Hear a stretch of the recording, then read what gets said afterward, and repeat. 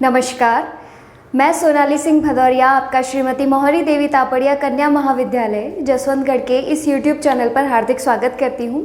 हम आज अपनी ग्रीन थ्योरम के एग्जाम्पल्स की सीरीज़ को आगे बढ़ाते हुए एक एग्जाम्पल देखते हैं।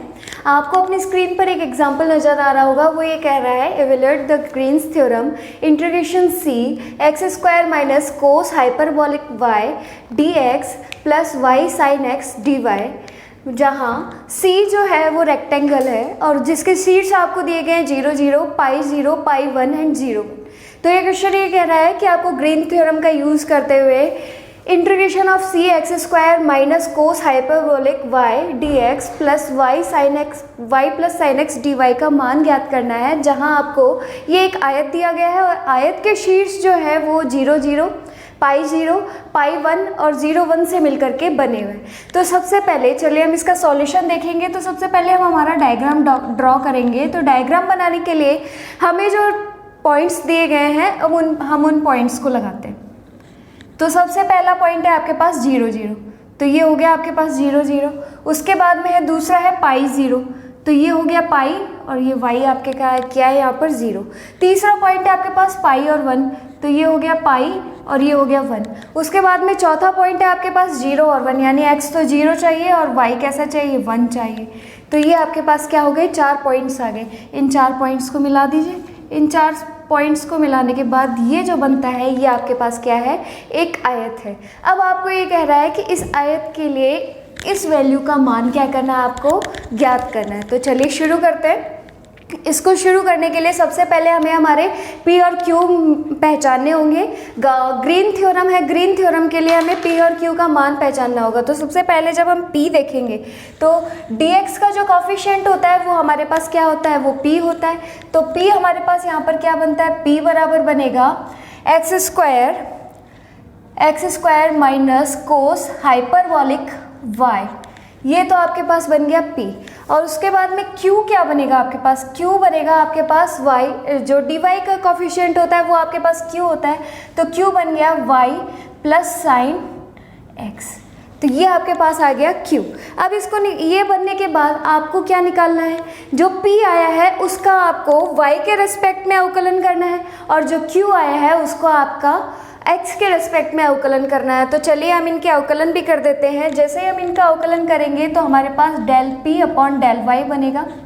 अब देखिए del P upon del y, यानी y के रेस्पेक्ट में जब आप अवकलन करेंगे तो आपके पास एक्स स्क्वायर का अवकलन क्या हो जाएगा, 0 हो जाएगा। और माइनस का कोस हाइपरबोलिक y का अवकलन क्या हो जाएगा, माइनस का साइन हाइपरबोलिक y। उसके बाद में Q के लिए करेंगे। Q का जब करेंगे तो हम इसका किसके रेस्पेक्ट में करेंगे, इसका हम x के रेस्पेक्ट में करेंगे। तो ये हमारे पास हो जाएगा del Q upon del x। और इसकी वैल्यू जब आप निकालेंगे तो y का x के सापेक्ष अवकलन 0, साइन x का आप x के सापेक्ष अवकलन करेंगे तो ये आपके पास आ जाएगा कोस x। तो इसका आपके पास अवकलन आ गया कोस x। तो आपने 4 चीज़ें निकाली, अपने P निकाल लिया, Q निकाल लिया, del P upon del y निकाल लिया, del Q upon del x निकाल लिया। अब इनको निकालने के बाद आपको क्या करना है, अपने ग्रीन थ्योरम में इस मान को रखना है। तो जैसे ही आप ग्रीन थ्योरम लगाएंगे तो ग्रीन थ्योरम में ये क्या कहता है, double integration of s del Q upon del x minus del P upon del y into d x d Y.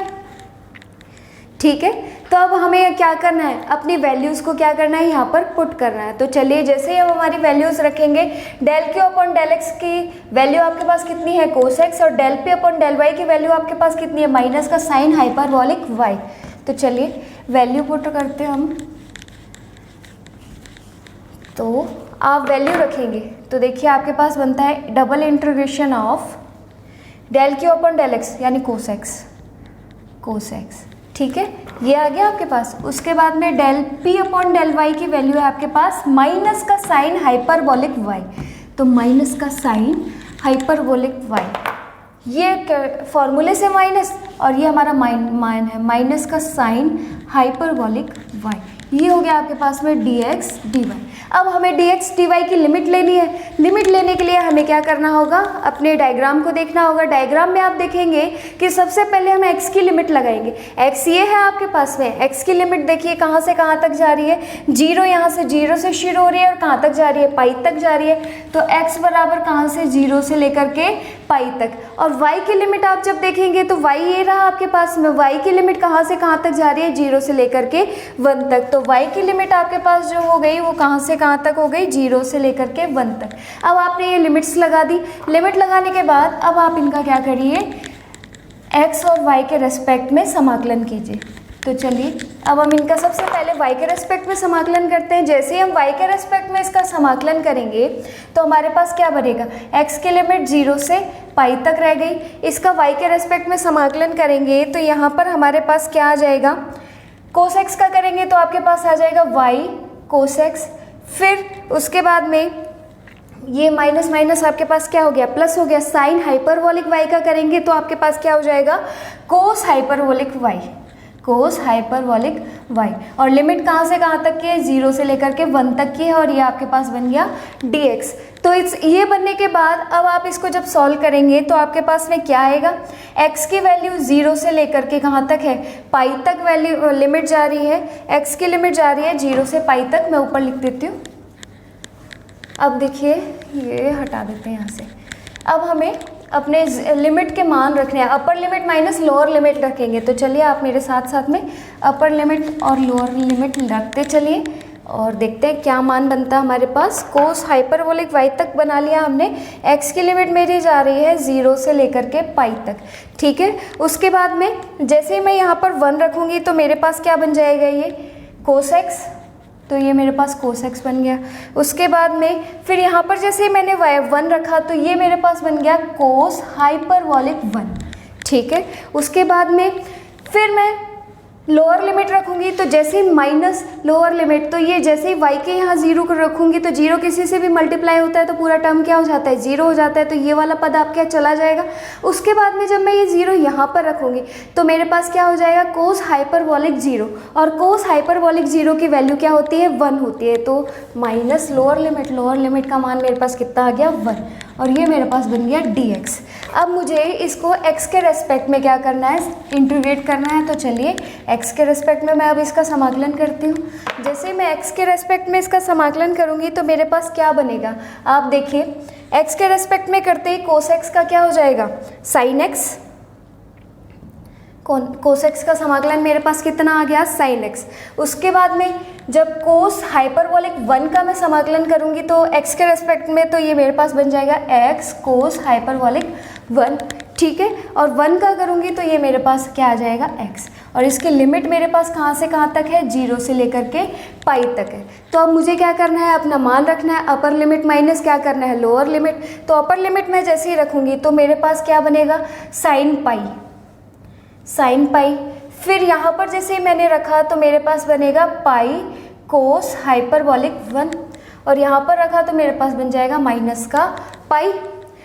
उसके बाद में देखिए फिर लोअर लिमिट रखूँगी तो माइनस, लोअर लिमिट रखेंगे तो ये हमारे पास हो जाएगा साइन 0।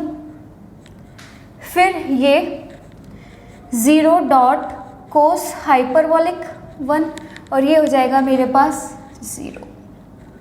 ये रखा। अब देखिए ये पहले से 0 है और इसको जब आप 0 से मल्टीप्लाई करवाएंगे तो ये पूरी टर्म भी आपके पास कितनी हो जाएगी, 0 हो जाएगी। साइन 0 की वैल्यू कितनी होती है, 0। तो इसका मतलब लोअर लिमिट वाला जो ये मेरे पास टर्म बनी है, मेरे पास पूरा क्या दे रहा है, 0 दे रही है मुझको। तो ये तो मेरे पास टर्म हट जाएगी। अब इसमें से देख लेते हैं, इसमें से मेरे पास कौन कौन से मान निकल करके आते हैं। साइन पाई, आप जानते हैं साइन पाई पर कितना होता है, साइन पाई 0 होता है। तो साइन पाई 0 चला जाएगा, ये टर्म मेरे पास 0 चली गई। यहाँ से मेरे पास क्या क्या बचा, मेरे पास बचा ये 0 में चला गया तो मेरे पास बचा पाई कोस हाइपरबोलिक डॉट 1 और उसके बाद में बचा ये माइनस वाला पाई। ये टर्म बची और ये टर्म बची। इस पूरे टर्म ने मुझे 0 दिया है और इसकी वैल्यू भी क्या हो गई है, 0 हो गई है। तो अब मेरे पास आंसर में ये आ रहा है। अब मैं इसको आगे हल करूँगी। आगे हल करने पर देखिए क्या कर सकते हैं। आगे हल करने के लिए मैं इसमें से पाई कॉमन ले लूँगी। जैसे मैंने पाई कॉमन लिया तो पाई कॉमन लेने पर मेरे पास ये बनेगा कोस हाइपरबॉलिक डॉट 1 और यहाँ पर क्या बन जाएगा माइनस का 1 और ये मेरा क्या है आंसर है। तो ये जो आयत था जिसके शीर्ष आपको 0 0 पाई 0 पाई 1 और 0 1 दे रखे थे, उसका जो इस वैल्यू को निकाला गया तो ग्रीन थ्योरम से हमारे पास मान कितना आया पाई कोस हाइपरबॉलिक डॉट 1 माइनस 1। तो इस प्रकार के और भी एग्जाम्पल्स हैं जिन्हें आप आसानी से सॉल्व कर सकते हैं, तो उन्हें सॉल्व कीजिएगा। अगर आपको ये वीडियो पसंद आई हो तो इसे लाइक, कमेंट और शेयर करना बिल्कुल ना भूलिए। मिलेंगे एक नई वीडियो में, तब तक के लिए नमस्कार।